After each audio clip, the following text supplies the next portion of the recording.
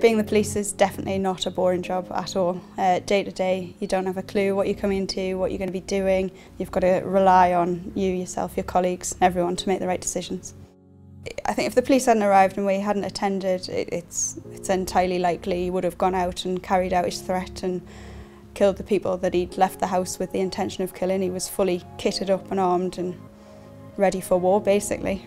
The gentleman had rang up the mental health services at the hospital and had stated that he was going to get some weapons, I think a crossbow and a handgun, and he was going to kill all the drug dealers in Leam Lane. He was so determined in doing that he was going to kill any police officers that got in his way. Usually we get a lot of the stories, we get a lot of I'm going to do this and I'm going to do that, and quite more often than not when the police turn up, they're off out the back door.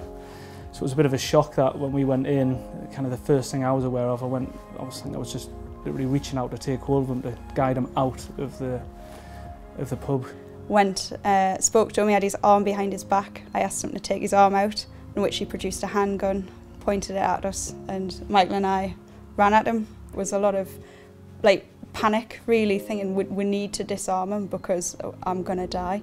And he fired the gun up into the ceiling of the pub. Michael managed to grab from the other side the gun and wrestle it out his hand while Elliott came round and got his baton out and started battening him until we could get him restrained.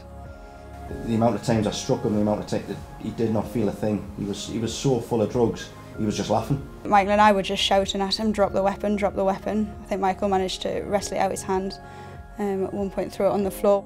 Levels of danger you don't get higher than that when you're talking about people with potential vulnerabilities and mental health illnesses in possession of a firearm, and that firearm being discharged shows how bad that could have been without the intervention of the officers.